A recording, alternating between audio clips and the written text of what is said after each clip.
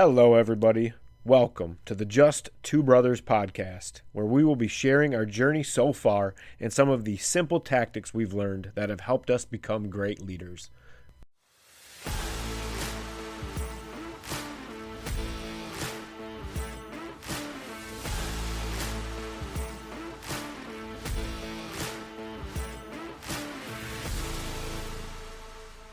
Welcome back. We got another episode of the J2B podcast coming at you from Deer Camp. It's opening day. Yeah. Had to get up here and see what we can't get done. Enjoying the weather, I guess you can. Yeah, it's a little warm, but it's beautiful. It's gorgeous right now. Not supposed to be summer anymore, but it is. Yeah. Not Nice exactly deer moving weather, but it's nice for the wife. Keeps her warm. That's all you can say is shake your head. So what are we doing today? We're going to talk about communication and working on improving our communication skills. Communication's a big one. And we can all work on it. Even if you think you're good at communicating things, you probably suck. And even if you are good at communicating, not everybody receives information the same way, and you may need to re-communicate in a different fashion. Right. But recognizing that is difficult. Mm-hmm. So let's get into it. What is effective communication to you? Effective communication to me, I'd have to say, if I explain a subject to you, a task to you, an idea to you, you can relay that back to me, and I know that you understand it exactly how I felt I explained it to you. I agree with that. Does that make sense? Yes, I 100% agree with that. Because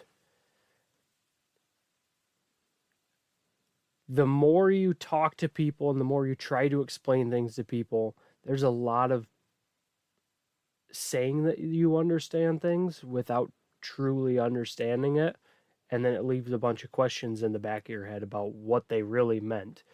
And you can tell when the way that people respond to you, the question of, did you understand that, will tell you 100% if they actually understood it or not. Right. The confidence behind their tone of voice, but that's something you have to learn how to look for. I don't know if... Yeah. I would agree with that. Yeah. Effective communication is saying what you're trying to say and have the other person understand it perfectly. Right. Getting to that point is the difficulty.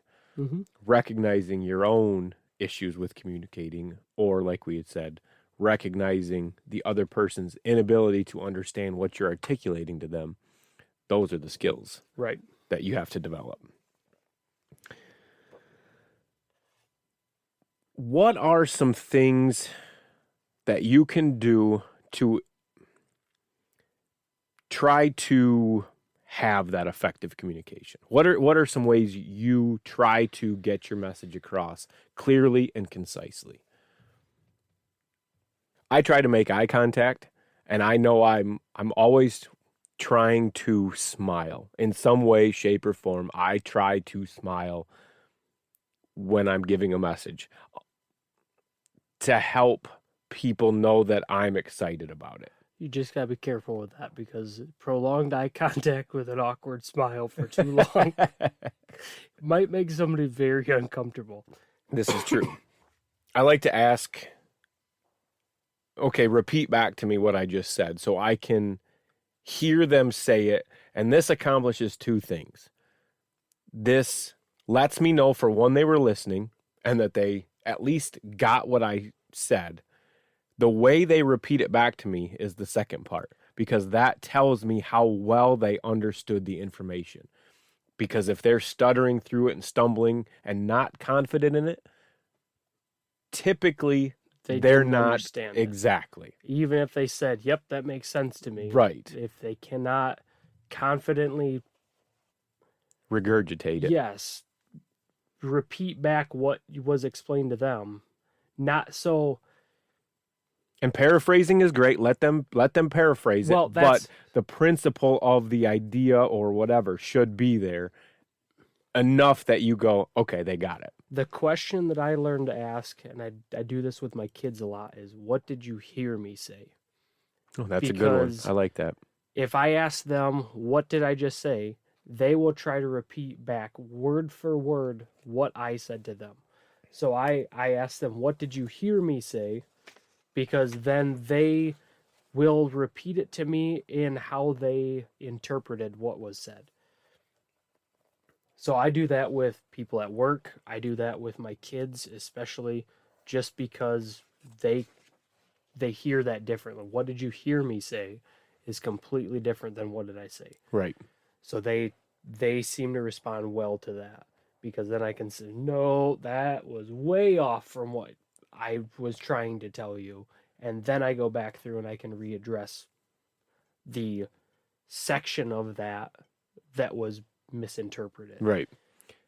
Have you ever had an issue with somebody taking that as you being condescending towards them? Like you're kind of sounds like you're automatically calling them out for not listening at that point with the way that's worded. Mind you, I like the way you worded that question, but Yes, but I think I tried to address that right off the bat. Like to qualify it right away. I'm not trying to Yep. doubt you or anything. I just want to make sure that I am doing my job and explaining Right. what needs to be explained to you. Because if you are not hearing me correctly, I'm failing in how I'm communicating Right. this to you. That's on me, not on you as a listener. So I need to know what you heard from me so I can know if I communicated that effectively or not. Yeah. And that takes away any feelings of being condescending, because I know I can come off as very condescending sometimes. That's why I asked that, because If somebody were to say that to me, I'd be like, real quick, just to make dude, sure. I was listening. I'm not trying to step on toes. Just want to make sure Yeah. that this is what you're understanding from this. And I don't typically have anybody get upset about it. If they do, they But don't tell me. you're in the same boat as I am, where you're pre-qualifying everything.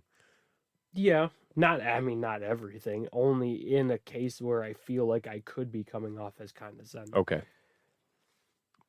But if it's just, I just want to make sure you heard me correctly, or I'll say that I just want to make sure you heard what I was trying to say. Can you just let me know what you heard? And usually people are really quick to say, yeah, this is what you said. This is what I have to do. Okay, great. If you have questions, let me know. Right. So, and that's important too, to reassure. Like, you can still ask questions. Just because you said you get it doesn't mean you can't come back and say, yeah, I didn't quite understand this part. Can you go over it again? Like, no, please come bring those to me, because I want to make sure you're doing what's supposed to be done. right. It's funny because I've had coworkers say what I was going to say right before I walked away from them, because I've said it so many times. And it's usually, if you need anything, if you have any questions, feel free to contact me, get a hold of me, call me, text me, whatever. Get a hold of me, do not hesitate. And they can say it word for word right before I even say it, but they know that just call me. I will help you out. I will re-explain it. I will go over it with you again if you contact me, but I can't help you if you don't. And yeah, I'd make that known. And it's funny that people just kind of catch on, like, yeah, we know what you're going to say. Yeah. I don't even have to say it, but I'm still going to. What about you? What else do you do? You make eye contact. You ask them what. Yeah, and I know I've talked about it before, mainly with Tiff at home, with the thing I had to do to make sure she knew I was listening to her. You have to, making eye contact helps you keep your focus on that conversation and not branching out into other conversations or tasks or whatever. So like I was saying, I mentioned that if Tiff starts to talk to me, I'll pause the TV or turn it down or whatever. So I take my focus off of whatever else I was doing so I can focus on her. It's important to make sure you're not doing multiple things at once while you're trying to either communicate or be communicated to. Don't have multiple conversations going. Right. Because you can't, no matter how well you think you can multitask, nobody can multitask. Right. You're going to miss focus can key only points be on or one main focus right. at a time. Right. Otherwise, yeah, you're going to miss things and you're going to be jumbled up anyways. Yep. Another thing is my notepad. I've mentioned I carry that around for scheduling purposes and to make sure I don't forget stuff. Same thing when I'm having conversations with somebody, especially if they're communicating tasks or whatever, that stuff that needs to be done. I make sure I'm making notes so I can get that done. Maybe making a note of who said what so I can follow back up with them. Right. And vice versa, if I'm giving direction, let's say like, okay, I'm going on vacation this week. I'm gone from our shop for all of next week. I got all my stuff done. I communicated it to the person working with me. I communicated it to my boss. A lot of times I will then send an email with everything I've just communicated to them. I didn't this time because there's just so much for a whole week, but if it's a couple of days, I'll give direction for, hey, this is what's going on. If this happens, do this. If this happens, do this. So I'll re-communicate again through an email to just clarify it for everybody. Right. To ensure we're all on the same page. And that way anybody that's missing some information can always refer back to that email. Right. Or if case. they forget something, they can reference back to that. And words, while it takes more time to get it out, it's a lot easier to communicate through words than it is verbally or written than verbally. Things just get missed, and if you give the wrong body language, it might set somebody off, so then they're not paying attention to you as much because now they're pissed at you for something you just said that maybe was taken out of context, and if it's in an email, you can read it for what it is. Now, that being said, you can come off very condescending and very shitty in an email. It's very easy to do, and you have to be very careful. A note I have on the emails is sometimes type up an email and sit on it. Mm-hmm. Sometimes you delete it. Sometimes you'll change it. Sometimes you might send it, but sit on that email before you send it. Reread it, double check it, make sure everything's spelled right so you don't look unprofessional, but also depending on the type of email, maybe you're saying a bunch of shit that you shouldn't be saying. Right. And the time to think about it will make you realize that rather than just in the moment being pissed, saying whatever comes to your mind. Now you've thought about it, you've come back down, you go, whoa, yep, I'm a little over the top there. I need to pull that back. I've even ran up to my manager and said, hey, dude, I'm going to send you an email before I send this to anybody else.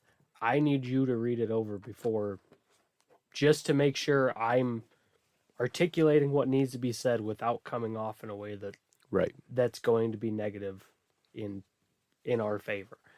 And he'll read it around or read it. And, yeah, you might want to take this part out of there, or nope, fuck them, send it. Sometimes you just have to be a dick, but I've had emails I've typed up with the sole intention of deleting, knowing I'm not going to send it. I have to get this off my chest. This is how I'm going to do it. And I'm angry typing. I heard that advice so long ago, and I always thought that was it would be a waste of time, but it actually is so good to. Yeah, it's just like journaling. You can get your emotions out, get it off your chest, and then sit back and reread it, and you take it for what it is, because you can kind of look at it from the outside looking in. Take a second and I should probably settle down about that.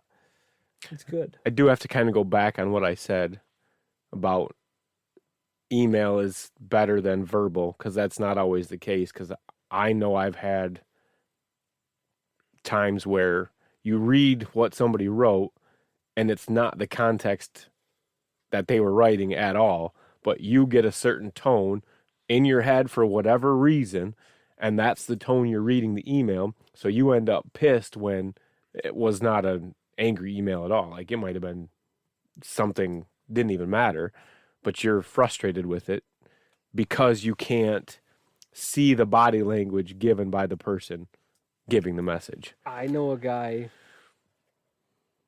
who every single email he sends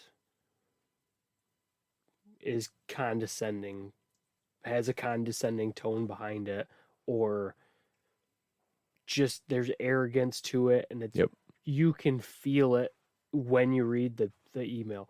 In person, nicest guy in the entire world. Now that could be a show of force in email because there's a paper trail and he's got balls of steel for behind bosses and everything like that, or it could just be a lack of understanding on how to communicate effectively in email on his part, where he does not mean to come off that way because he's never once in person come off that way. Nicest guy ever, more than willing to help out with anything. But every single email is like, God, what is his problem? Yeah. Who pissed in his Cheerios this morning? And then you talk to him on the phone after reading the email within minutes, and he's happy as can be. It's just all in the context of how you take it. It's, interesting how certain people communicate differently. Like that. And on the email note, be sure of who you're communicating to. In emails, a lot of times you don't realize how many people are attached to the conversation, and you hit reply all like a dumbass. And there's information it can get you a lot of trouble that should not be going to certain people, or the tone is going to the wrong people. Or you mean to respond to one person and you accidentally hit reply all and it goes to everybody. So just make sure you're double checking. It's on you to ensure you're communicating to who you need to be communicating to. Right. And don't reply all to every email. This was a bit, it's a pet peeve of mine. I hate, more so in the bigger companies. I ran into it all the time at the automotive manufacturing facility because there were just so many people that they'd send out, hey, we need to know what size your team needs for t-shirts because for whatever giveaway they're doing. Well, I don't care about the other 15 teams throughout that place on first, second, and third shift. Right. I don't need to know all of their shirt sizes, not to mention that's just 15 more emails in my inbox that I have to sort through. Mm-hmm. It's unnecessary. I don't need all that information. Send it to the one person who needs that. Right. So, and then that would frustrate me because then I just start hitting delete on all my emails because these are stupid, and then I'd miss one that I needed. Yep. So because it was a reply all to the reply all, and then you don't want to be involved in a constant long trail of emails that has one convoluted little piece of information exactly and all that you have to sort through hundreds of bullshit emails to figure out what part of it you need. Like, realize who needs to be communicated to and only communicate to them. I hate the reply all button. I brought it up in I don't know how many meetings. Like, can we please start to figure out how to have proper email etiquette? I don't need to know everything going on with all your other teams. All it does is dilute my inbox. It's like group texts where there's 5 people that don't need to be involved in a two-way conversation. Just text that one person, please. Right. Do not put this in the group chat. Yeah, it almost turns into the boy who cried wolf because you get so sick of seeing it. Oh, it's just more bullshit. So you just delete it. And, oh, did you guys see that email? What are you talking about? All tied to the other 30 emails. Yeah, well, it was at the end of that conversation. Like, okay, you should have probably sent out another email recapping your guys' bullshit because I didn't give a fuck about any of it. Right. So, yeah, be sure of who you are communicating to. I only use email for the purpose of having a paper trail. If I don't need a paper trail of a conversation to go back and verify information at a later date, I would rather have the conversation in person or on the phone because Okay. it's more effective, it's more personal. People can hear your voice, they can hear your tone of voice. You can communicate the information faster, but if there's a possibility of having to go back to this and verify this is what was said, this is what was agreed on, that's the only things I like to have in an email. Okay. And see, I use email a lot. I guess not so much anymore. Still use it quite often, but it's not nearly as much as it was in the bigger company. But if it's not urgent, I will use email. If it's Right. urgent, I will go get the answer. Because another pet peeve of mine is when somebody sends you an email, doesn't hear back from you in a half hour, and calls you to say, "Did you get my email?" No, I'm busy doing my job. Right. Like I can't sit by my computer all day Right. waiting for your message to come in. So no, I did not get it. But in that Oh, case, well, go check. the Well, why don't you answer just tell me so I can do what you need to do? I don't have time. right. But in that case, the answer you're looking for can be recorded and on a paper trail that you can go back to reference if you need that information again. Oh, absolutely. So it's not something that you can just get verbally real quick and forget about. It's something you can get off your plate and send an email about, and then you have that. When you get to it, you can have that answer. Right. And that's a good case of Yep. I want a paper trail of this.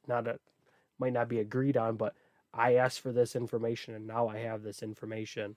I can go back to this and I can just do a quick search. Yeah, I didn't look at it like that, but you're That's correct. the kind of stuff. Mhm. But if I need to just have a quick one-on-one conversation about somebody or try to clarify this is what you said in this or whatever, it's like just a quick communication of any information that doesn't need to be recorded. I can just show somebody. Yeah. I'd rather go and show you in person or explain something to you in person than have to email it out. Because then I'd sit at my desk all day long. I'd spend all day long sending out emails. And then you can't do anything else. Right. Where the one-on-one time with people that's where they benefit and feel like you're actually communicating with them. True.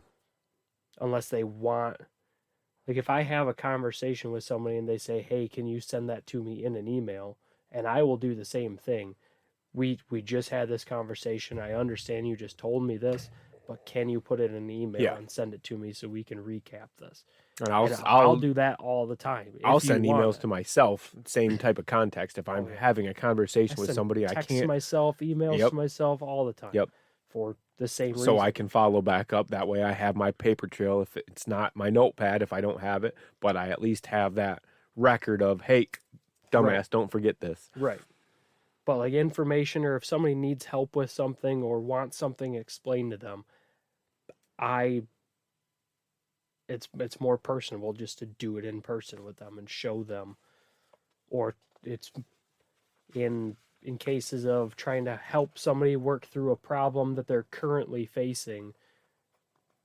Sometimes you can email, but it's inefficient sometimes. It's easier to just call up and say, "Hey, explain to me what's going on," and then talk to them live at that moment. Yeah. At least in my case, when it comes to programming and machines and stuff like that, it's more efficient than waiting for an email to go through. Right. Waiting to type it up and respond to it. Just call me. Yeah. We'll explain it. We'll work through it. Oh, and yeah, like I said, people are out working. They're not sitting by their email waiting for somebody to send them something so they can respond. They're busy doing stuff. Well, and if somebody can call you and say, "Hey, did you get my email?"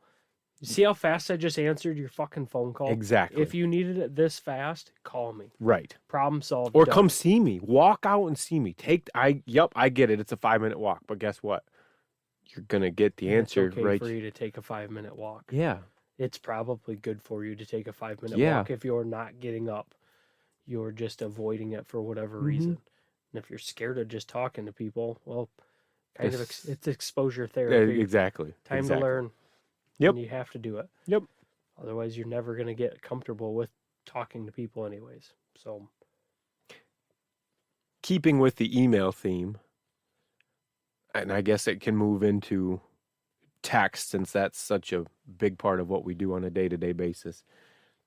Again, be aware of who you're messaging and how you are communicating to them with the use of acronyms or vernaculars and nicknames and stuff like that. You don't want to be calling your boss whatever in an email. It might be different face-to-face or off-site, but in an email, you need to remember that there's a hierarchy. Find out that HR is tied into that email and you call them something wrong. Right. Or you're in trouble. Or use an acronym that maybe means something different. And there's so many of them nowadays that mean something different to kids. So you can say something and then you got a bunch of kids laughing at you like, what did I just say? Because it means something completely different.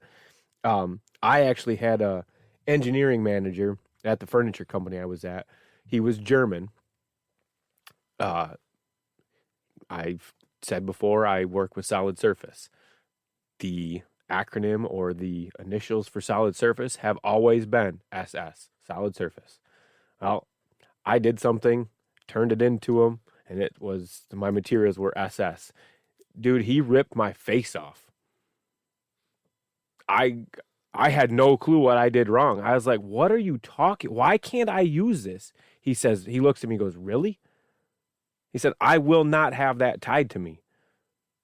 Never once occurred to me that he disliked it because of what happened back to the Jews and everything. And if anybody came back and said, look at his name is signed on this that has that tied to it. He said, I want nothing to do with that. You got to get that off of there. You find a different, find something else. I don't remember what we ended up going to. He called an anti-Semite just because he's anti-Semitic. Yeah, I can't remember what he wanted me to use instead of that, but we could not use SS. That was the only thing I've ever used. I went back to using it now that I'm no longer there, but he was adamant that we don't do that anywhere. It pissed him off to see it. I get it. I do too. I understand. But I never considered it. Yeah, I would have never considered that in a million years for myself, but it offended him. And so, yeah, be aware of that you're in a business setting and keep some of that stuff out of it if you can. And then other things, just be aware that you might need to maneuver a little bit to not offend somebody. Yeah. You kind of have to learn to pander when it comes to communication. And it's leaving the door open for a miscommunication if you're using analogies and nicknames and stuff like that, because somebody might not have as much experience and not know what the hell you're talking about. So it's easier to just spell it out and make sure you're as clear as possible. Right. What are some ways that some tactics or things that you've used to improve your communication? Because I know that you have not always been able to communicate the way that you communicate now.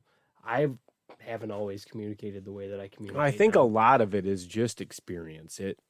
You learn to articulate your thoughts better as you age. You're not in such a rush. You have the experience to back up the knowledge. So when you're talking about things, it flows easier because you have time behind it. Where if you learn something, you can start talking about it, but you don't have a complete understanding. And so it makes it more difficult to clearly speak about it. You have a tendency to talk faster about things you don't know in depth about, because if you talk faster, people can't keep up and ask more questions. Yeah, part of it. Yep. And it's just, as you age, you slow down a little bit more and you're not as... You start to realize that speed doesn't get you everywhere. Sometimes slow and steady wins the race. Not everybody can keep up with fast. Yeah. Well, and most of the people that I make more mistakes when I go too fast because I'm rushing through shit, and then I start taking shortcuts, cutting corners, and I screw up. I used to be the type of person where if somebody would talk too fast, if I didn't catch everything, but I caught the first part of it, I just assumed that I could remember the rest Fill of in the it. blanks. And then I felt uncomfortable about telling them that, hey, you need to slow down. Or you tell somebody to, or ask them to slow down several times and they don't slow down. You just kind of get tired of asking them to repeat it. What was I going with that? Talking about talking fast, not being able to keep up, and how if people talk too fast. You ask them to repeat things so many times, then they start getting irritated because they're just repeating it, but they're not actually slowing down. So then you just get tired of, you don't want to go back and forth, so you just say, yep, I understand. I would do that all the time.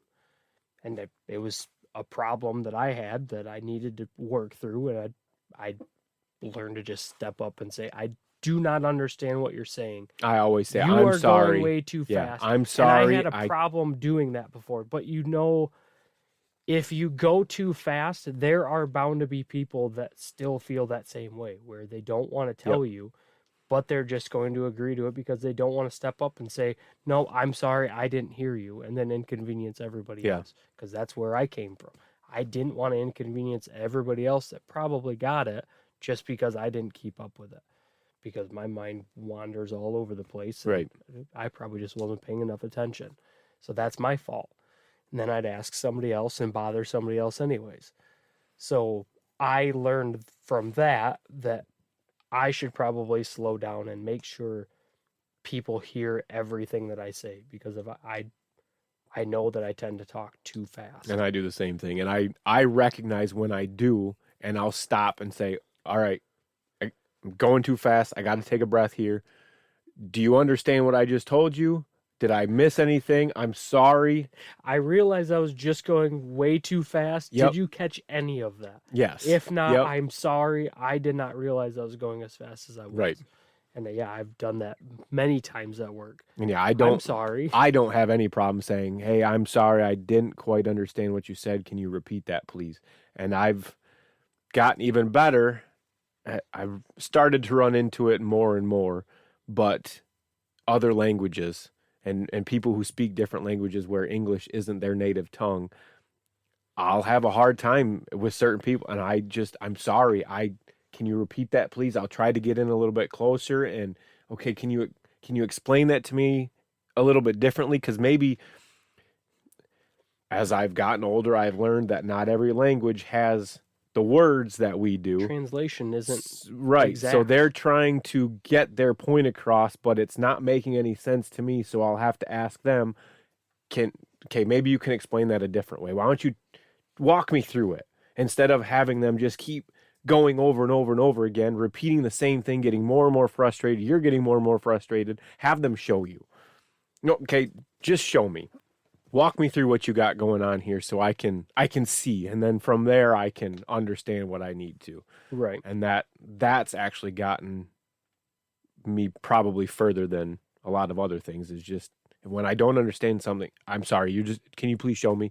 Right. Because I'm not understanding the words you're telling me, and that takes a lot to keep your ego at bay to be able to do that. Because to be able to say, my brain is not as good as yours right now, please explain this to me like I'm an infant, takes a lot. But sometimes that's what you need. You have to take that approach sometimes, though, because if you present that to somebody in the wrong way and say, I'm not understanding you, they can take that could be a big insecurity of theirs, and that could just piss them off. Right. And then they're going to shut Yeah, no, down I always completely. take You it. will not If get I'm over not it. understanding Like, somebody else, I'm sorry, I always take that. I must be hard of hearing. I did not understand that. Chances are you're not the only one if you're in a group setting. Right. There's more people that, just like me, don't want to say something, but you're speaking up for all of them and yourself. Yep.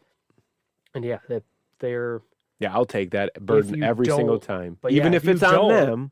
100%. Right. But if it's on them and you offend them by saying, I don't understand what you're saying because of the way that you're saying it, or they take it that way, they're just going to get pissed off, probably repeat the same thing and assume that you're stupid, and it's just Right. going to put them in a bad mood, and they're not going to be receptive to helping you because of the way that you Right. made them feel by just not understanding.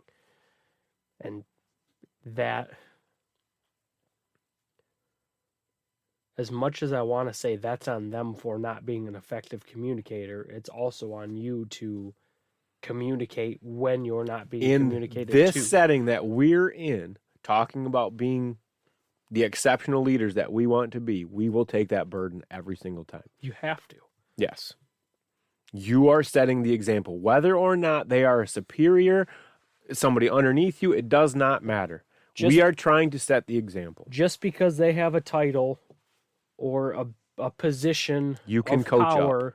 does not mean that they know how to do everything Right. better. Right. They might have shitty communication skills, but they're probably value in some other way, Right. shape, or form. Right. So it's not their communication skills that got them there, but they still have to communicate. Right. So it's your job to learn how to listen to people, because if you don't know how to listen to people, you don't know how they communicate. You still need to communicate effectively. And if you're telling somebody you understand when you don't, you're not communicating effectively. Right. Because you don't understand. So if you misunderstood because they're talking too fast, it's your burden to take to say, I'm sorry, can you repeat that, please? Right.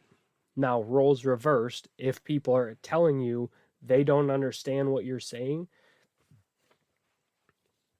you should be able to self-reflect and say, Yes. if I'm having this same, like, there might be one person that is hard of hearing and cannot hear you or cannot understand you. And not saying to just blow that ask off, but if you get repeated situations where people ask you to enunciate better, ask you to talk slower, ask you to speak louder, that you need to actually look at that and say, maybe I do need to work on this aspect of my communication. Right. And it's hard to do, but you have to be able to take that advice. Yep. Something I've learned is not everybody communicates or learns the same way as you do. So you have to learn to listen to how they communicate, and you can usually mirror that back to them, and they will understand you better. So everybody talks to you. Everybody, if you've ever heard of like love languages and everything, people have certain ways that they show love, certain ways that they receive love. And you're bound to show love and receive love in a similar way, or you have maybe not a similar way, but you have common things that you do that shows love to your significant other. And there's common things that you can receive back that from somebody else that makes you feel love. And each person has a different way of communication in that aspect too. So somebody might need to be shown how to do something physically, otherwise they will not understand everything. But they can sit there and articulate things perfectly in words. But you have to learn the person and listen to them to understand what they need from you to explain that. Right. And learning to listen is a huge part of learning how to actually communicate what your needs to others as well. Yeah. How can you actively or effectively listen? Like you said, eye contact, don't have distractions. I hate cell phones. If it's out, it's a distraction. If it's even on the table, somebody's paying attention to, if that thing vibrates, if that thing flashes, if the screen pops up, that's going to divert your attention. So I try to hide anything like that that's going to take my attention off of somebody else. Especially with my kids. I hate having my phone with my kids because they know you're not paying attention to them. Even if you're looking at them like, yep, they know you're just blowing them off. Right. And they'll go through their conversation, but Same they thing. feel it.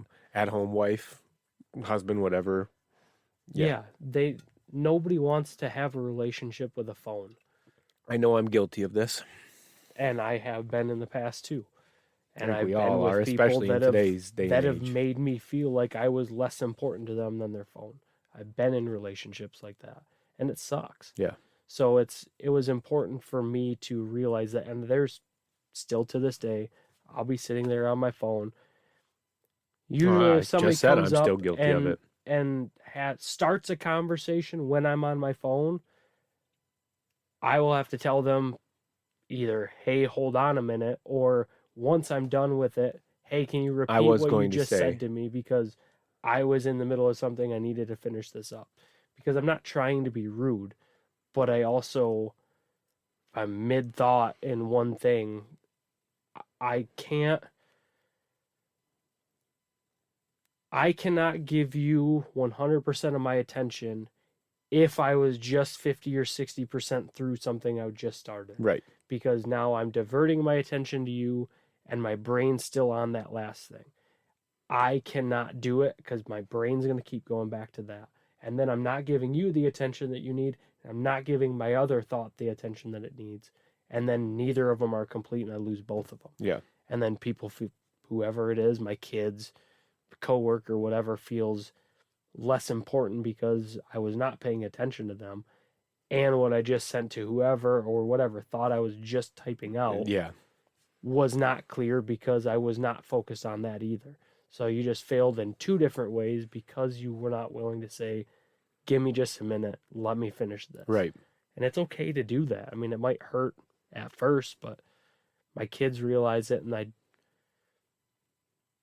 my kids are a big one with that one because they'll cut each other off all the time, but they hate when the other one does it to them. And I'll point it out when they try to talk to me when I'm having a conversation with somebody else. They'll come up to me and try to start, "Hey, Dad, hey, Dad, hey, Dad." I'll stop them. "Give me just a minute and I'll get back to you." Finish the conversation. And then I get to my kid and I say, "Look, you saw me having a conversation. You knew I was in the middle of that. How do you feel when your brother does that to you?" "Bad." Say, "Okay, I want to listen to you, but I can't listen to you if I'm already having a conversation with somebody else. I know you see me talking. You're trying to get my attention, but stand there. I know I can see you. I will acknowledge you. I'll even look down at them and tell them, 'Give me 1 minute,' if they stand there patiently. But it's important to, like, you are important, but you need to give me a minute to finish this thought. Right. So I can give you 100% of my attention. I don't want all this other shit in the background taking my attention away from you." Yeah. So I try to focus everything on that one person. I mean, like we're sitting right now, I'm turned towards you, you're turned towards me. Our attention is on each other, and I can feel it. But if I turned away from you, my body language shows that I'm focused Disengaged. on something else. Right. I'm not engaged with you. So body language is important, and yeah, just focusing your attention on somebody. People can feel that. Repeat back, we've mentioned it before, but repeat back what you're hearing as well. And in little snippets too, so kind of acknowledging back to the person talking to you that, hey, I am hearing what you're saying. I am paying attention. Right. I am engaged with you. If you just so you just kind of recap a little bit and move Yeah, on. Just to word for word, reaffirm to them. just mirror their Exactly. thoughts back to them. Like, Exactly. just, I'm understanding this. Or with my kids, it's been, they'll explain something to me, and I try to ask them questions to get to the base of what they're feeling from what they're telling me, because there's always a reason they're telling me something happened, this happened. Okay, how did that make you feel? What happened? How did that make you feel? And get to the base of their emotions to it. And then they tell me the real purpose of it. It could be something completely off topic, or I just didn't want this to happen. Once we get that out of the way, they told me their emotions, they told me how they feel about it. It's off their plate and to feel better. Yeah. They just needed to talk through what had happened. And once I got to like, so you had this happen and that made you feel bad because of this? No, I had this happen, but I was upset because this happened instead. Okay, now I understand what you were trying to tell me to begin with. Does that make sense? Yeah. So, yeah, I just try to recap what they're telling me, but I try to, like you said, tell me what you hear. So I'm hearing you say this, not exactly mirroring it back, but this is how I'm interpreting what you're telling me. Is that correct? Right. And they'll reaffirm that, like, yep, that's exactly what I was trying to tell you. And they feel good that they are communicating properly to you. Yep. I think that was more wordy than it needed. No, but you accomplished it. So on the whole, interrupting conversations, this is probably, I don't really want to call it an issue, but I guess it is. Probably the biggest issue that my wife and I are trying to deal with right now is between the two of us. You had mentioned if you're doing something like, say you're reading or you're on your phone or something and somebody starts talking, expecting your attention instantly. Like, I'm sorry, I can't do that. I'm busy with this. Let me finish. So right. Tiff is very good about just starting to talk.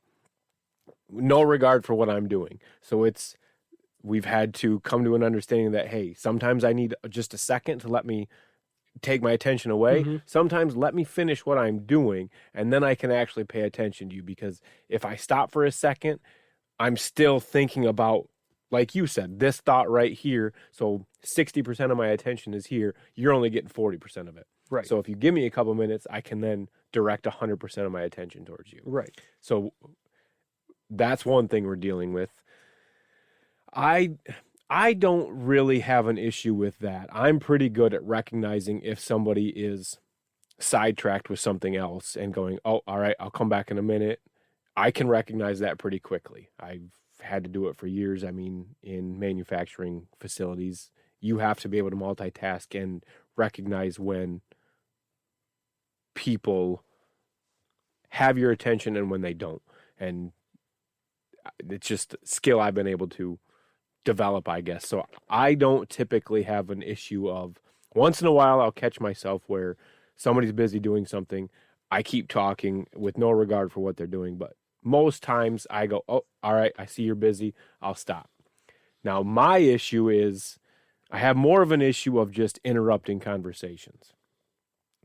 I like to push my opinion. Have to deal with it. So cutting people off while they're talking is also very hurtful to the communication, because then you just start getting tempers. We experienced that, I think, in the episode that releases this week, last week for those listening to this episode right now. I was trying to explain a point and you had cut me off because you disagreed with me, and we went back and forth, and finally I said, I feel like we're not seeing eye to eye, but we see the same thing. And then once I was able to finish my point, you said, oh, I guess I should have let you finish. Yeah, exactly. Yes. So I mean, so I struggle with example that. of yeah, how this happens, but how to work through it too. Like, notice that it's being called out for it. For one, I need her to call me out, and hey, but that's a mutual thing between us. I think it's gotten more away from me. Tiff likes to talk, and when she gets talking, it's hard to get her to stop sometimes.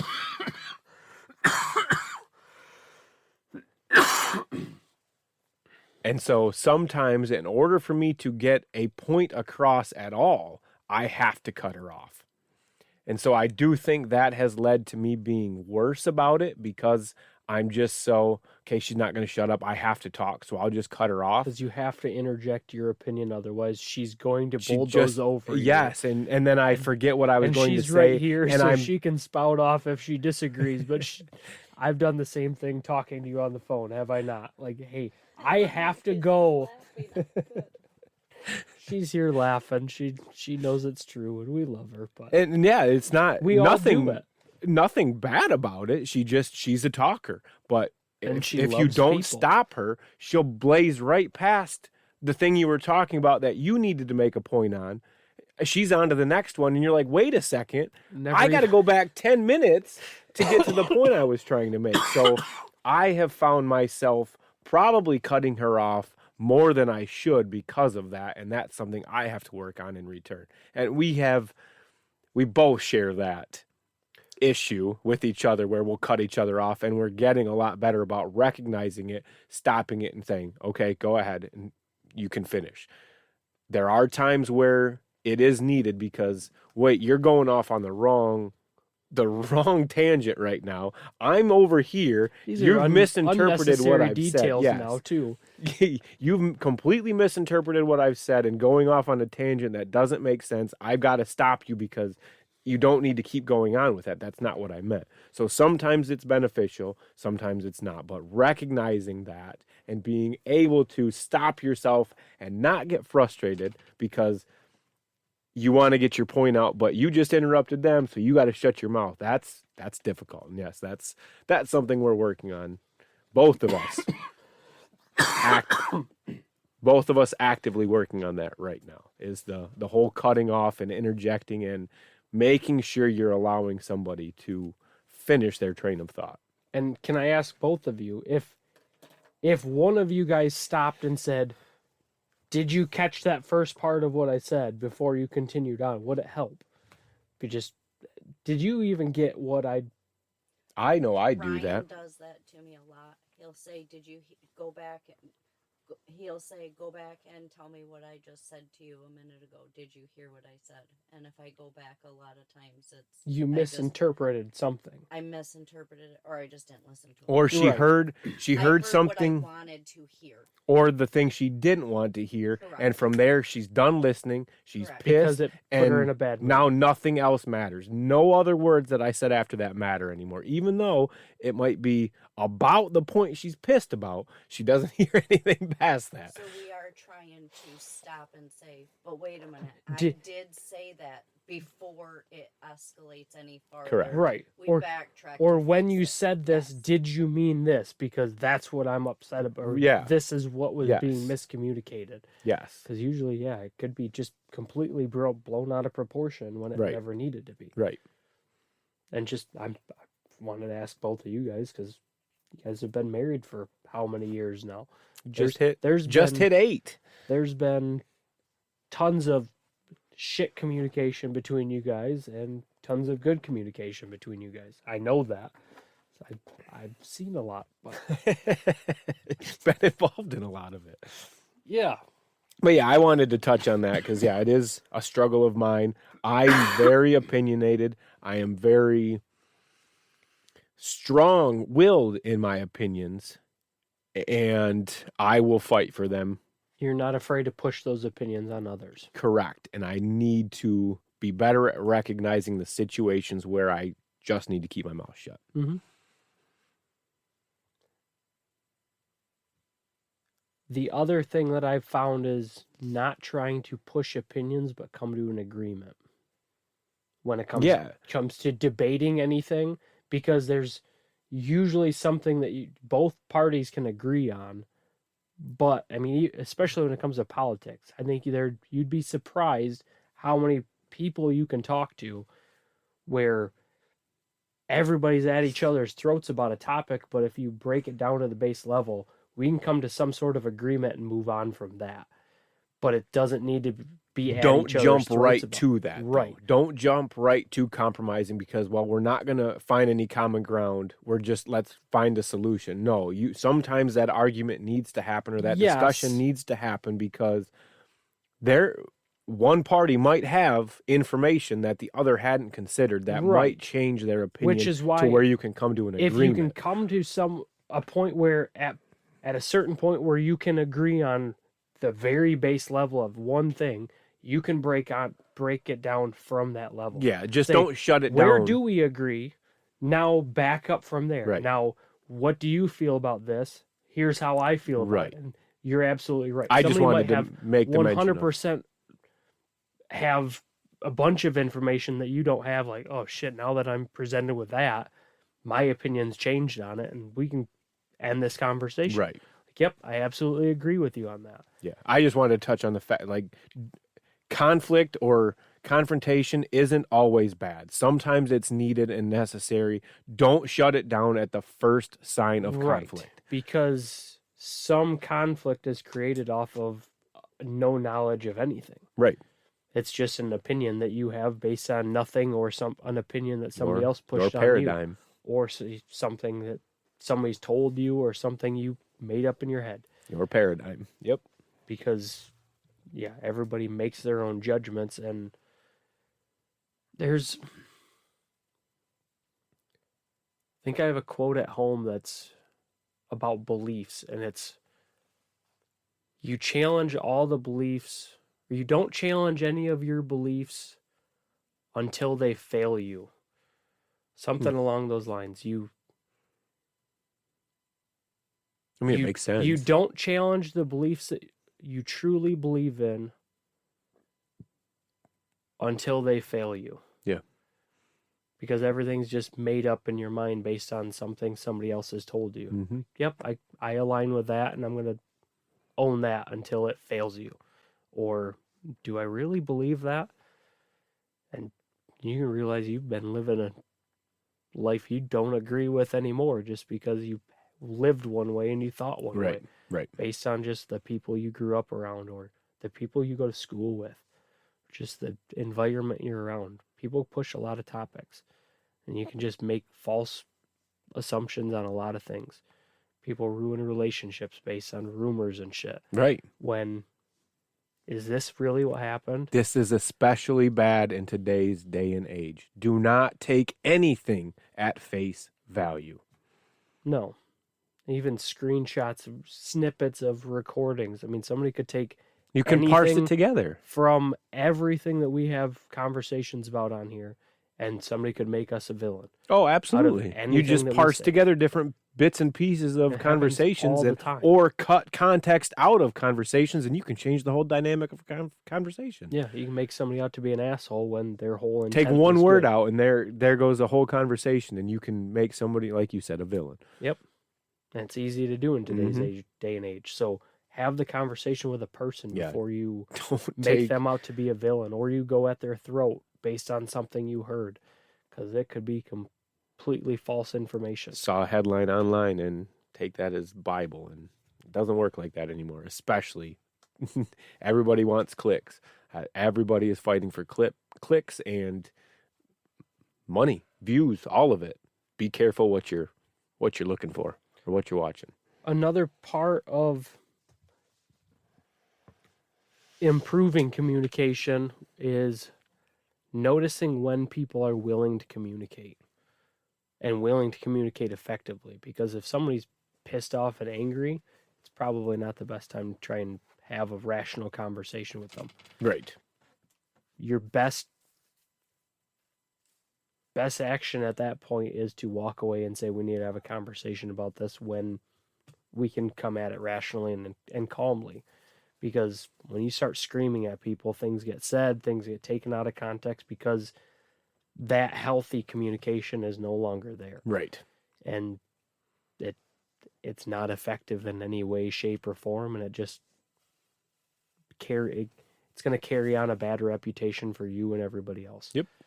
So know when to walk away from a conversation, or if you have to have a conversation with somebody, present that conversation topic to somebody and say, if you need time before we have this conversation, I just want it to be out there that we need to have this talk. Yep. That being said, I've always hated we need to talk vague text or email, I personally think provide some sort of context. Unless it's completely out of line, don't make somebody wait unless you're trying to be an asshole. Don't make somebody wait 6, 8, 12, 24 hours with just a we need to talk, because regarding blah, blah, blah, whatever right, it is. we need to talk regarding this topic. I do have to tell you, though, sometimes I believe that is tactical. Oh, 100%. You cannot allow somebody to develop a excuse or no come up with some bullshit if reasoning, so you want to catch them off guard to see how they but if you know react how and respond. right.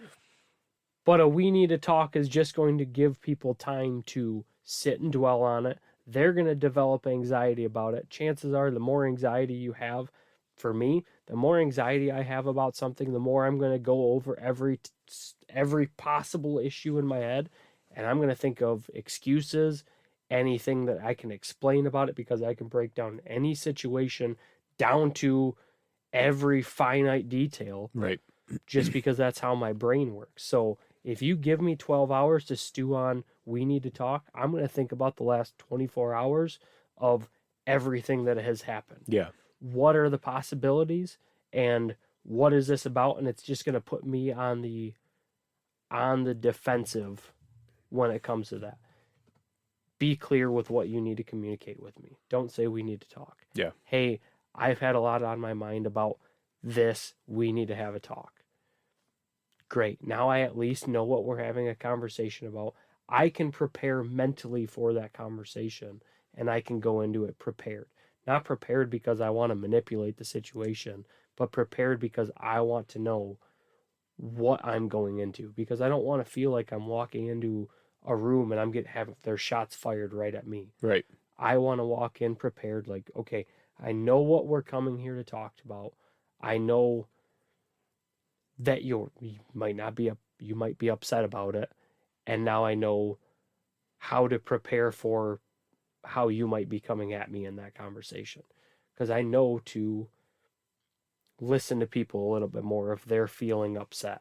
But if they want an explanation as to something, I know how to give them an explanation. I can prepare an explanation instead of just sitting there and listening. Right. If you just need to vent to me about something that I've been doing and you want me to hear it, at least I know what you're going to come talk to me about. Just personal preference. I've dealt with that in relationships, in my marriage. That was terrible. I hated that text. Sitting at work, and then my entire day at work is ruined because I just have, we need to talk. Great. It could be about a million things. Yeah. And now my mind is not on what it could be good. Exactly. Could be good. And now I'm going to text you, what about? Nothing. Don't worry about it right now. Well, now I'm worried about it more. Now my stress is up. My anxiety is up. I cannot focus at work, which is paying our bills and our livelihood. I cannot be there for work because I just have this vague text that is not good communication for me. Right. I need more than that to put my mind at ease. Do not give me that. I will call you immediately and say, get it off your chest. Tell me. I'm not going to do it. And I've done that myself. We need to talk. And it was a tactic. I knew how it was going to affect whoever, but I found it's better to not do that. Yeah. You don't want to put people on the defensive because they're going to attack you because they feel like they're being attacked too. Right. Nobody wants to feel that way. At work, I avoid that by asking somebody, or, hey, will you swing up to the office when you get a second? Yeah. I need you for a couple minutes. Yeah, avoiding it could be about anything. Yes, it could exactly. be we just need a bullshit. Right. Or we haven't talked in a while. I want to catch up. So with that's you. how I circumvent that whole drama-filled reaction at work. Mm-hmm. At home, there's really not I just have the conversation. Don't. Right. If you got to wait till somebody gets home, just wait until somebody gets home. There's no reason to tell them we need to talk. They're coming home most likely to talk to you, so just tell them, hey, let's go have a conversation. Right. Don't put them in panic. Yeah, I'm sorry you're having to deal with that all day long, but why? Right. What are you accomplishing? Yeah, you're just making it worse for both parties. Right. So Then you're getting that much more ramped up, where if you just brush it off and move on, right. you're gonna kind of put it on the back burner until you have to deal with it again, Mm-hmm. instead of sitting there and stewing on it, knowing this conversation's coming. Right. You're just gonna, okay, we'll talk later. Yeah, absolutely. But I wanted to, yeah, I thought that was information to put out there because I've been in those shoes and that sucks. You ever heard of the 7 C's of communication? I hadn't either until I started doing some research, but it was pretty interesting and nice little way to remember how to effectively communicate. I can't say I have. So the 7 C's, and again, like I said, until I started doing a little bit of research for this episode, it wasn't anything I was aware of. But the 7 C's of communication are clear, concise, concrete, correct, coherent, complete, and courteous. And I think that's a pretty good little way to remember keys of effective communication. Yeah, clear and concise is one that I've heard for years. Make sure what you're trying to communicate is clear and concise. Everything that you say, everything you put in emails, what you're trying to explain to people Courteous needs to be is clear and concise. Courteous is nice as well. You don't want to. Yeah, it goes back to body language. You don't want to go out of your way to offend people Right. if you're trying to communicate to them effectively. Right. Now, that being said, I do not believe in pandering to everybody, every single individual's feelings. I'm not going to use fluffy words with every single person just because it's going to offend somebody. I don't care. If we are in a certain environment, I'm going to use the language I'm going to use. I don't care. If it's in the work environment, I'm going to explain things the way I'm going to explain things. I will try to reaffirm what I say, but I'm not worried about offending your feelings because my tone of voice is wrong or anything like that. If it becomes an issue with multiple people, yes. But certain individuals, I will not pander to, oh, your feelings are going to be hurt with every little thing that I say. Right. I agree with that. I feel that's important to bring up because I know how the world is nowadays. My kids have tried to have that conversation with me, and there's a line that maybe it's a little tough on my kids, but when I explain some things, my tone of voice changes. I go from being playful dad to now we're going to have a conversation and I have to change the tone of my voice.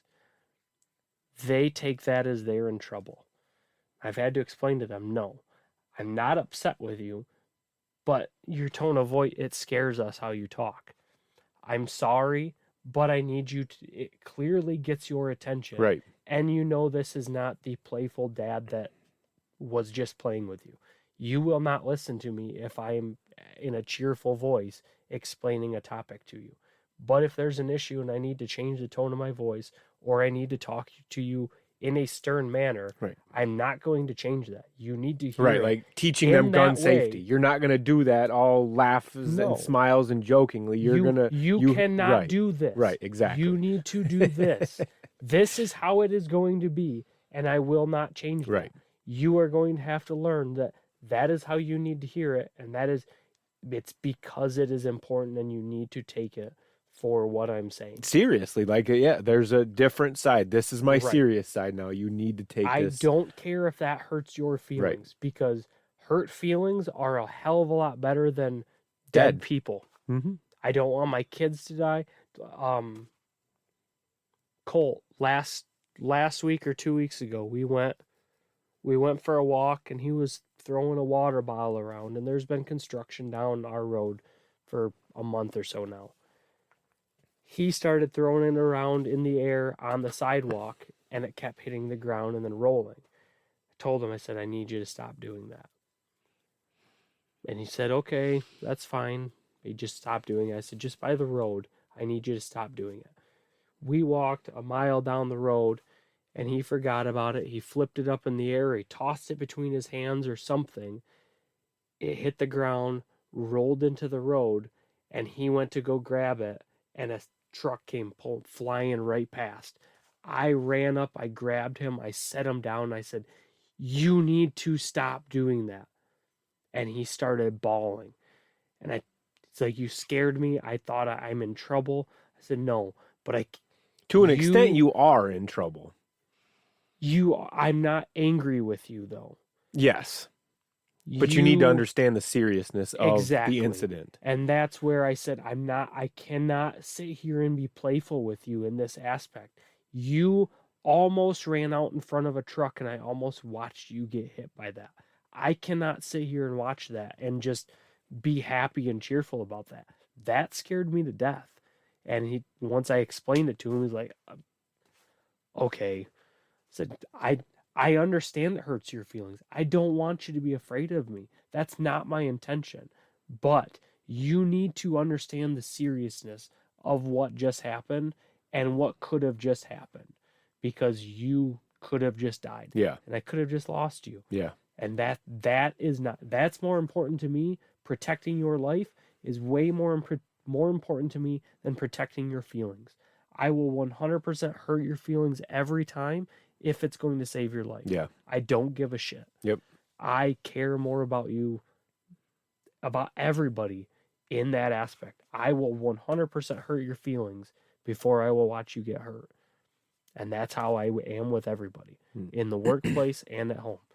I know I'm going to hurt feelings. Right. But it's because I love you. Yeah, I had a similar incident a couple weeks back. The operator at work we have a lift to move our heavier, bigger sheets. I don't know if I mentioned this already or not. Okay. Well, it's a vacuum lift. So it's got a vacuum pump on it. It's plugged in, whatever. There's lights on it to tell you everything's good to go. He's been using it the whole time he's been there. He went to pick up a sheet of, I think it was MDF. So it's pretty porous air. I mean, that's what we use for our spoil board on our CNC to cut into, because it allows the air through it. Mm-hmm. So it doesn't hold vacuum very well. He's been there for a few months. I know we had talked about all the safety features on this lift when I first went over it with him, and because I was adamant about it. Like, you can kill somebody if this falls wrong. Right. Depending on what you're moving, depending on how big it is, this shit can get heavy. If it falls, it's going to do some serious damage. So there's a light on there that's supposed to turn green when it has good suction. And then you can pick it up and move it, and it's not going to break free. He was going to move this sheet of material, went and put the machine down, turned it on, started lifting it up. No green light. I'm standing there watching him. I open the door. "Dude, what the fuck are you doing?" He panics. "What are you talking about?" I said, "What the fuck are you doing?" He says, "What do you mean?" I said, "Why the fuck are you lifting that thing right now? What are you talking about? Where's your fucking green light, dude?" Oh, it's not there. Exactly. You didn't even look. And I said, "I know I'm being a dick right now, but I'm sorry. Right. If that fell, that could hurt you. That could kill you. Like, if it falls on your fucking head, you're dead. There's no stopping that 600-pound sheet of material you're trying to lift." Like, and you're not even thinking about being careful. He said, "I didn't even look at it. I know you told me I didn't even." I said, "I need you to understand how serious this is. Most of the time I brush mistakes off. I don't care. I don't care if he fucks up $1,000 piece of material. Well, as long as we learn from it, we're good." I was a dick that day. Right. And the look on his face was like, I'm sorry, dude. I don't care, though. You need to understand how deathly serious this is. And it's because I care about you. I don't want to see you get hurt. This one sheet of material probably wouldn't have done that much damage. But you now have it in your head that you don't need to pay attention to shit. That is not okay. Right. You need to check that light every single time you pick something up. Not here and there. Not when you feel like it. Every fucking time. Mm-hmm. He gets it now. I have not seen him. He stands there and he watches every single time until that green light turns on. Right. And I don't like having to be like that, but sometimes, like you said, it has to be done. You have to get the message across. Well, and going back to my story with Colt, when I when I got after him and I grabbed him away from the road, I told him, I told you you cannot do that. I told you not, I asked you not to throw the bottle around by the road. He had not thrown the bottle around how he had been doing it. He was just kind of flipping it around in his hands and playing with it. He didn't do what had been done before that I asked him to not do. So he thought he was okay and then just dropped it out of his hands. So I immediately jumped to, you can't do that. I told you not to do that. And then he's like, that's not what I did. And then I had to apologize to him. I'm sorry that I jumped on you for something that I'd already talked to you about when clearly that's not what you did. But still, you put yourself in danger. It's the same concept. The concept is there, but kids can, whether he really understood me or it was just he kind of forgot because he's a kid. Kids are airheads and they forget or they don't pay attention that much. I had to just readdress it and make sure he knew. And he just, like, I didn't think I was doing what you told me not to do. Right. I thought I was okay, and now you're mad at me for doing the same thing you told me not to do when I wasn't doing that in the first place. And that's where he thought I was mad at him, not for the fact that I was concerned for his safety. So it took me breaking down and telling him, like, dude, I thought I'd almost lost you because you dropped that bottle again. And that's what I saw. I saw the bottle hit the ground that I asked you not to do that. He's like, well, that's not what I was doing, and I don't want you to be mad at me for doing that, what I wasn't doing. Now I got to the bottom of why you are upset, because you thought I'm yelling at you for something that you didn't even do. So now you think I'm calling you a liar by accusing you of something that you didn't do when it was just, a misinterpretation on his part. But I just had to get to the base of that. He was fine after that. On that note, and I don't think we've touched on it at all, but when communicating something or giving direction, I believe it's important to include the why. Yeah. Give people an explanation as to why you're having them do something specific or do something a certain way or whatever, not to do something, whatever it is, explain it to them. Right. Now, explain your reasoning behind it, because, and you can tie your passion and your positivity into whatever it is to get people to band behind you. But without a reason, it's just people think it's your ego. 9 times out of 10, it's just, oh, so-and-so wants to. You're on a power trip. Exactly. You're just spouting directions exactly. because you're in a position of power and you can tell them what to do. But if you can provide a why, hey, this is the reasoning for this, right, that can trigger a different response from people a lot of times. Right. So I believe to effectively communicate, it's important to provide a why. 100%. The thing that I found I had to be careful with doing that with kids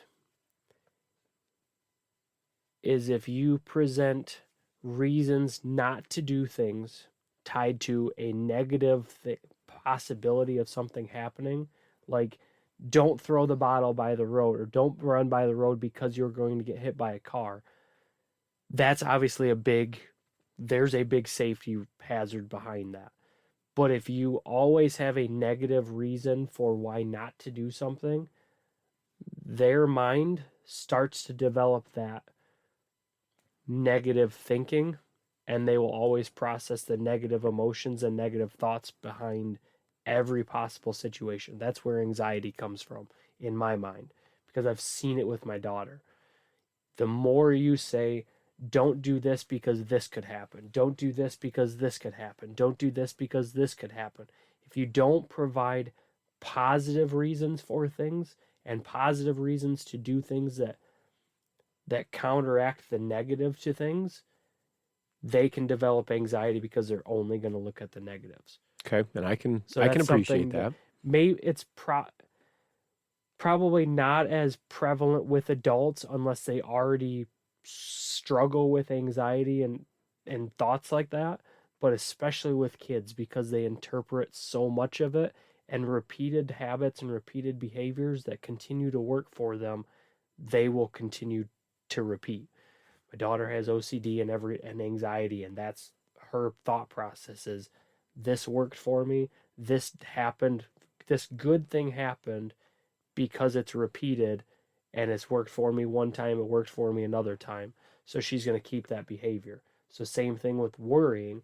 If I worry about something, and we saw this yesterday with your dogs leaving the house, Tiff was worried about something happening, had the care credit card, and of course there's something wrong with your dog. You worry, and it brings that into it. It's going to happen. Yes, it's preparing for it because it might have happened in the past, but that constant thinking of the negative possibilities is just causing you anxiety. Yes, it served you once. Yep, it worked out this time, and yep, you were prepared, which is awesome. But now every single time, that's going to be a repeated thought. Like the last time we left, there was an issue with the dogs. So now I have to be prepared, and now I have that anxiety and that thought in the back of my head. So Aria does that all the time. I couldn't sleep one night, and then I sighed 3 times, or I yawned 3 times in a row, and now I could fall asleep. So now that happened twice. If she does not yawn 3 times before she goes to bed, she says that she cannot go to sleep because she only yawned twice, because that's a repeated behavior in her head. So I have to be careful with always tying a negative why to why they can't do something, or why I suggest not to do something. That's just something I've had to become aware of with that. I understand it all. My question back would be, how can I word this? With kids, when they're doing something and you don't want them to do it, most times it's because there is a negative outcome tied to it. Provide them with a better option or better way to approach it. I was going to suggest, explain that there's a possibility that, look, granted, yes, a lot of things have to line up for something to go wrong, but because you're not paying attention, you're focused on your bottle, you're not going to notice these other factors around you. If there's a car driving by, as you toss that and you drop it and it goes into the road, you're focused on the bottle. You might jump out in front of a car that you aren't aware of. Right. So I would appreciate it if you just stay back from the road when you're doing, if it drops by accident, just leave it and say, "Dad, I dropped it." Yeah. And then give some context to it, but don't give it an absolute don't do ending. This because this could happen. Exactly. And leave it at that. Exactly. You got to give explain to them the logic behind the reasoning, so maybe they can start to develop their critical thinking as well. Along with an alternative way of looking at the situation and a way to mediate the possibilities. Because just like crossing the road, don't go run out in the middle of the road. Don't go run across the road. Stop, look both ways, because you're just going to ensure that you have enough time to get across the road before a car comes. You just have to understand how cars work. Turns, that's trying to explain turn signals, and sometimes it's better just wait until there's no cars at all. Because you're not going to look at turn signals as a kid to know that you can go because somebody has a turn signal on, you can just run across in front of them. So you can go play by it, do whatever in the yard, by the road, you can walk down the sidewalk, but if you're going to cross the road, you need to make sure you look both ways, and here's how to safely do it to prevent bad things from happening, because there's a whole world out there if you know how to cross the road. But if you don't cross the road smartly, you're not going to make it to the rest of the world because you just got hit by a car. Right. So be careful, be cautious, but don't automatically associate being by the road with you getting hit by a car. Right. Because that's the immediate thought if you don't explain it to somebody or give context to that. That's their immediate thought is, I can never go by that road because I'm bound to get hit by a car. Yeah. And that all it takes is one time of them seeing somebody get hit by a car, hearing it could happen, and already being a worrier about something already, that, nope, I'm not going to do that because one person in a whole different country had that happen, and it could happen to me. Right. And people do it all the time. So you have to learn who's already doing that and try to not add to that anxiety that they're already living with, because that sucks. Yeah. And then you mentioned the kind of the law of attraction as well. And I know I've mentioned it, I think, like the second or third episode, a book, and it's got a complimentary documentary called The Secret. Have you heard of it? I feel like I have. I'm sure you've seen it. It's a brown book cover. It kind of looks like a old scroll type deal, and then it's got a rubber, one of those red melted wax rubber or stamps on it to like seal it. That's what the cover of the book looks like, but it's called The Secret. I watched the documentary not too long ago. One of the mornings I ride my bike. That's, by the way, I really do enjoy that. I'm back to riding my bike every morning. I turn on documentaries. I start a documentary and I usually finish it by the end of the week. And 15 to 20 minute bike ride gets you through a documentary in a week. So tip for everybody trying to get either more reading done or more documentary type stuff, learning done. Podcasts, Yeah. educational podcasts, our podcast. There's plenty of good Morning bike podcasts ride out is a there. good way to get that done. But yeah, that book is all about the laws of attraction. Mhm. What you put out into the universe, you're going to get in return. I try not to. Oh, Tiff is sick and tired of me at this point saying, "Oh, you can change it. Oh, you can change it." So I try to hold back so much anymore. But, yeah, that's been a big one for me is paying attention to the energy you put out into the world and the things you say, the way you say things, what you're doing, because what you put out is what you get in return. Look at the difference in people when you meet somebody that's a pessimist versus somebody that's an optimist. Yes, they're looking And for the negative. You're look always at going to find the negative. How much different two identical people can be based on their outlook of life. Yes. Because you have a pessimistic attitude towards life and everything's happening to you instead of for you, everything's happening to you. Yep. And it's going to continue that way because you'll always find the bad shit that's You're going to looking happen for the bad, so you're just going to to- find the bad every time. just to confirm your Ye- current existing beliefs. If you Exactly. change that and it's a good day anyways, or there's good things that are going to come from this. Bad shit's still going to happen. But there's always a silver lining, and it sounds exactly. stupid. Exactly. But there's always something, especially if you go through repeated situations, the same thing happens over and over and over again. There's probably something you need to learn from it, and there's positivity to it. Yeah. And you just have to look for that. But if you always think that everything bad is going to happen, it's bad. Everything bad is going to happen. It will happen for sure because you put that out there. If you just go about it and, well, we'll figure it out. Everything's going to be fine. If something happens, we'll just cross that bridge when we get there. But I'm not going to worry about it until it happens. And God, life is so much easier to get through. It's hard to maintain a positive attitude, but goddamn, is it so much more. It is, effective. but it's not. When you're in that mindset, it kind of just keeps rolling because nothing it's just, all right, well, we'll figure it out. All right, well, we'll figure it out. Okay, well, we'll figure it out. I've had that attitude for a long time, and I know it used to piss my ex-wife off because she'd come to me with a problem and say, what are we going to do about this? When we were having Aria, we lived in a duplex. We had no money. I didn't know how to pay for anything. I barely made enough to get myself by, let alone now my girlfriend and a baby. Right. She's like, well, what are we going to do? Needed a plan, needed everything figured out. And I don't know what we're going to do, but you're going to have to just trust that I will take care of it. I don't know what's going to happen. I don't know how I'm going to get through this, but I will figure it out. Right. And I know she hated that, and she would tell me, you just tell me you're going to figure it out and you want me to trust you. How can I trust you? You have to give me a chance What because else that's are you all going I to do at have. this point? We're going to sit here and freak out about Worry? it, but it's not going to get us anywhere. We're going to panic about Worry shit that's isn't going out to of pay our the bills. control. The only way that we control this is going out there and saying, I have no choice but to make this happen. So we're either going to make it by or we're going to die trying. Yep.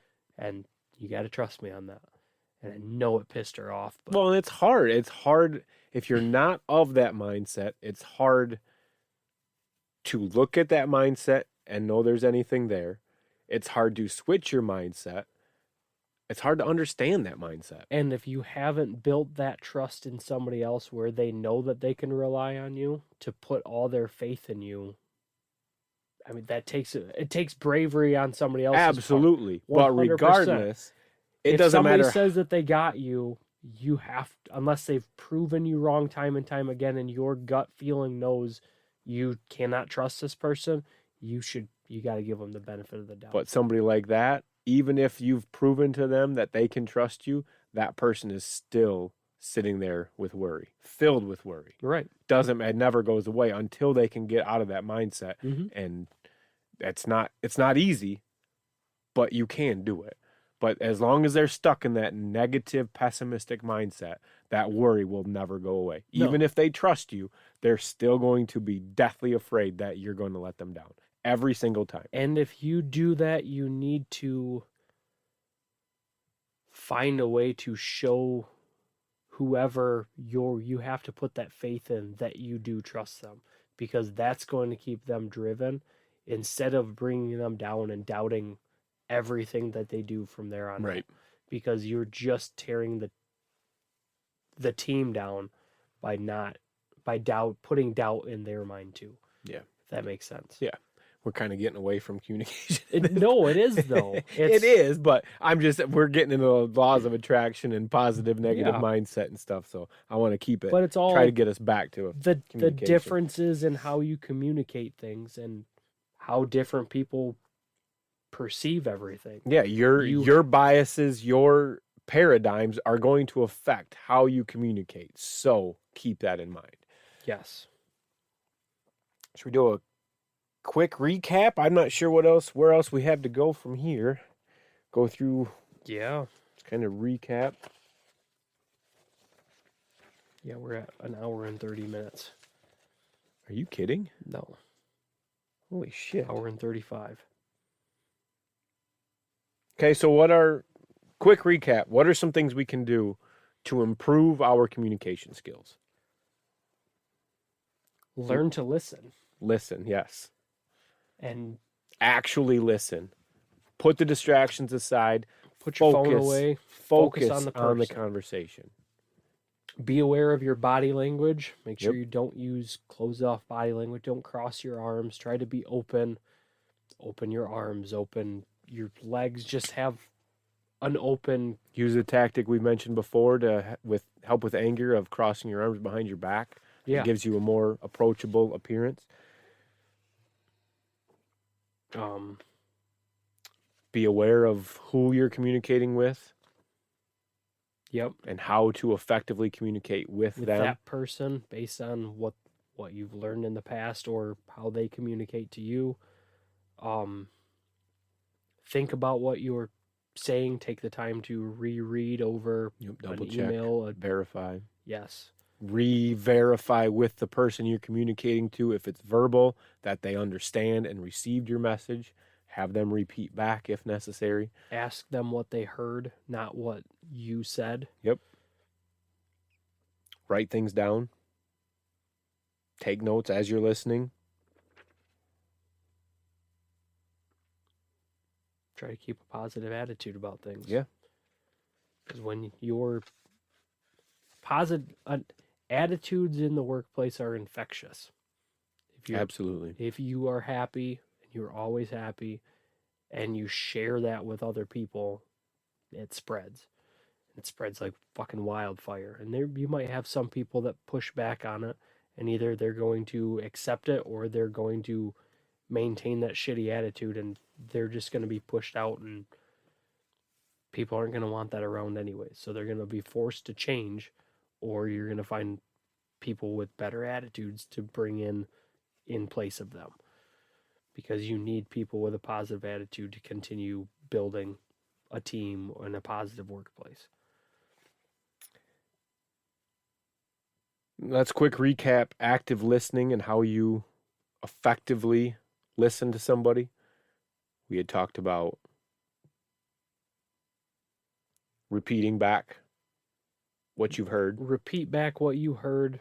Verify that you are hearing them correctly, because the same goes for what you're trying to communicate. They might hear you completely different than what you're trying to communicate, and vice versa. Yep. So repeat back what you're understanding from what they're communicating to make sure you're interpreting what they're saying correctly.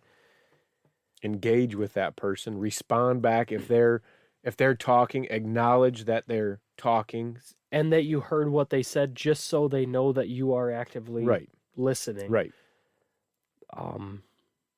Put your distractions aside. Yeah, put distractions aside. Don't be looking at your phone. Don't look elsewhere. If somebody tries to divert your attention, politely ask them, or just maybe raise a hand and I'll get back to you in a minute. Do not allow other people to take or distract you from the conversation you're having with another person, because each individual deserves 100% of your attention. Whether it's the person in front of you or the person that needs you, they can wait 30 seconds for you to finish your thought or conversation before you divert your attention 100% to that person. Yep. Anything else we need to touch on for this week? I don't think so. I think we covered a lot. I want to hear from you guys.